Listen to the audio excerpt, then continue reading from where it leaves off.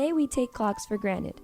They are everywhere, on our phones, on our computers, and in our homes. But it was not always this way.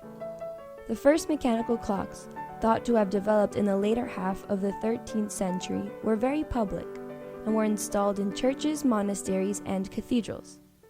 Until the pendulum was discovered, however, clocks were not very accurate. Greater accuracy increased the demand for clocks, and soon those who could afford to bought clocks for their use at home.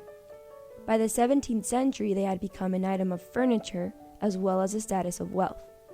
This particular pendulum clock, known as a Neoclassical Pediment Clock, is from Paris and is dated to 1790. In general, clocks have two parts: the timekeeper itself and what is known as the case, or the decorative part of the clock that houses the timekeeping gears. So it may come as no surprise that the making of a clock required more than one craftsman. In our case, the clock was signed on the face by its maker, Lenoble, who has also indicated his location, Paris.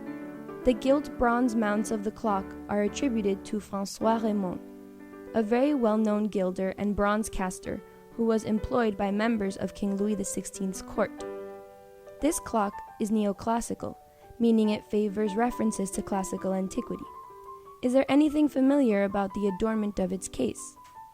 The two sculptures that support the upper portion of the clock are called Caryatids. Caryatids are maidens that act as columns and are famous for their use on the Erechtheion, one of the ancient buildings on the Athenian Acropolis.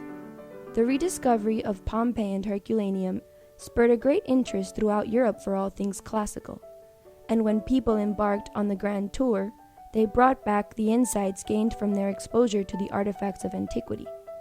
Subjects from classical Rome and then Greece were thus adopted into a new style, which today we know as neoclassical. Clockmakers drew on subjects from the past, but offered them in new and modern ways.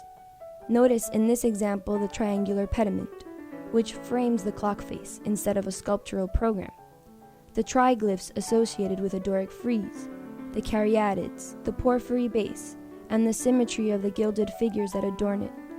These are all elements taken from classical art.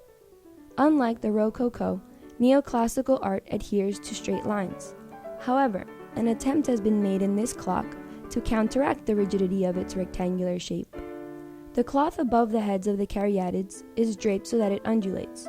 This softens the transition from the rigid architectural pediment to the sculptures below, whose curved arms also contrast with the straight lines of the pediment they frame.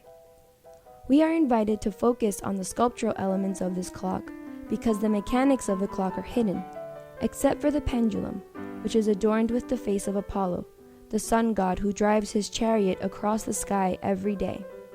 This clear allusion to the passage of time is reinforced every time the clock chimes.